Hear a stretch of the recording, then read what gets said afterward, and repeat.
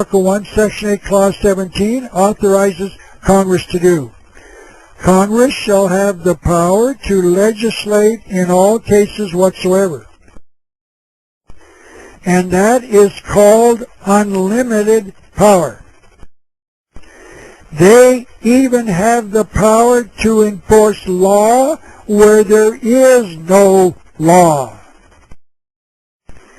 Everything that Congress is doing today is constitutional.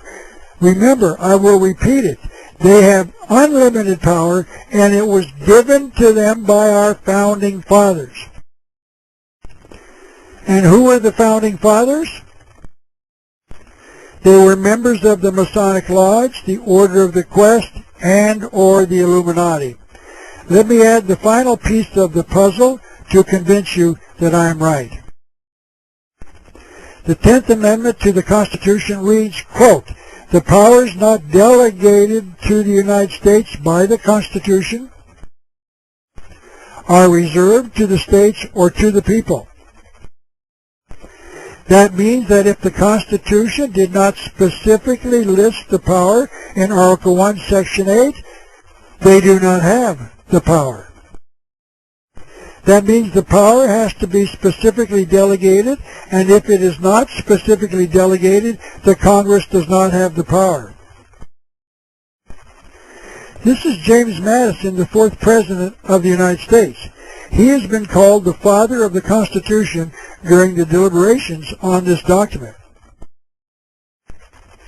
He, along with Alexander Hamilton and John Jay, were asked to write a series of articles for a newspaper in New York City as an effort to explain the type of government they were creating.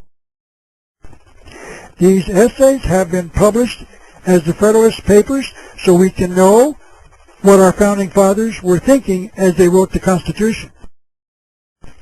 And Mr. Madison discussed the delegated powers in Article 1, Section 8 with these words.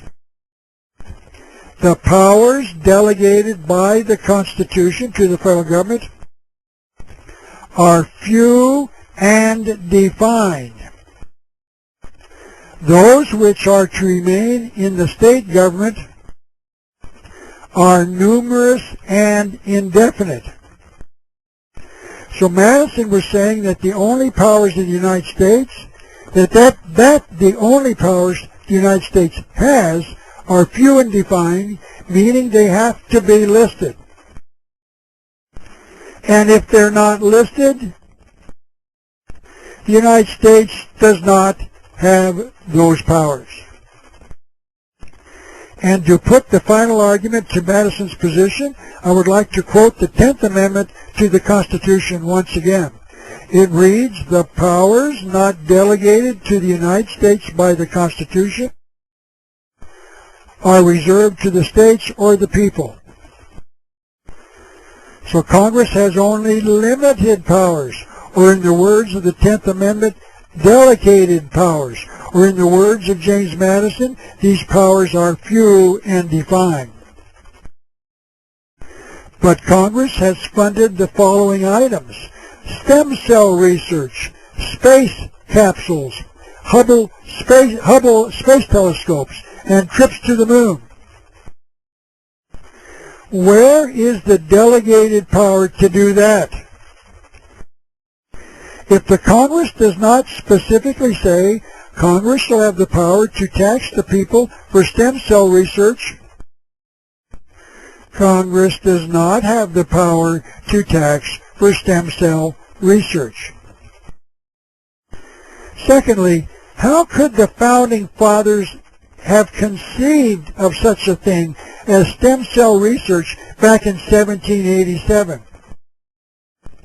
And the answer is that they couldn't, and if they couldn't, they didn't. And if they didn't, then Congress doesn't. But Congress has. So that must mean that Congress knows that they have the unlimited power of Article 1, Section 8, Clause 17. They must know they have the power to legislate in all cases whatsoever. And they must know that they should never tell the American people they have this unlimited power. So just pay your taxes, and pay your taxes, and pay your taxes, and pay your taxes. And just hope that they leave you enough money to live on. Because Congress has the power to tax everything that you earn. Because you voluntarily gave them that power. Thank you, Ben Franklin, for your words to deceive. Thank you, Founding Fathers, for the power to legislate in all cases whatsoever.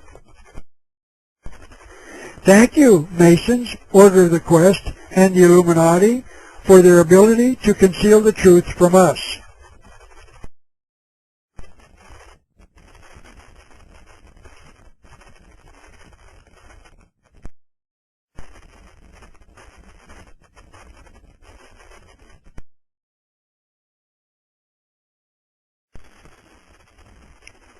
Part 3 of 4. Now let me return to the Great Seal of the United States. This is once again the eagle side, and if you count the feathers on each wing, you would find 32 feathers on its left wing and 33 on its right. And I do not believe that this is a coincidence or an error by the artist.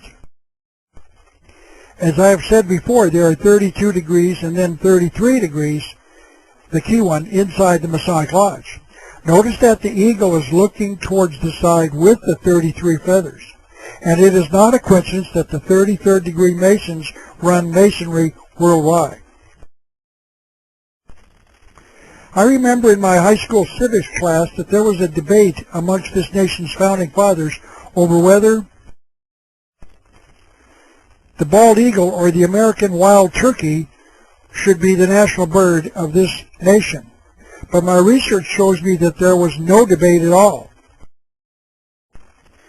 The eagle was always intended to be this nation's bird from the very beginning, and that the appearance of the debate was a ruse and a scam, another fire engine, or some other grain.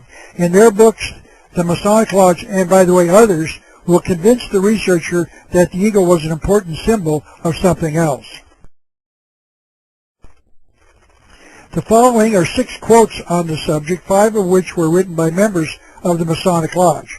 I will not cite the source for each quote, but just show you the quotes without attribution. The eagle is a symbol of initiation. The eagle is of great antiquity, a symbol of the sun. The eagle was sacred to the sun. The eagle was a bird consecrated to the sun. The eagle represented the Egyptian sun god Amun-Ra, and the following quote is one of the explanations as to why the eagle is sacred to a worship of the sun. The eagle is also supposed to be the only creature that can look directly into the sun. Now that is an interesting observation. If a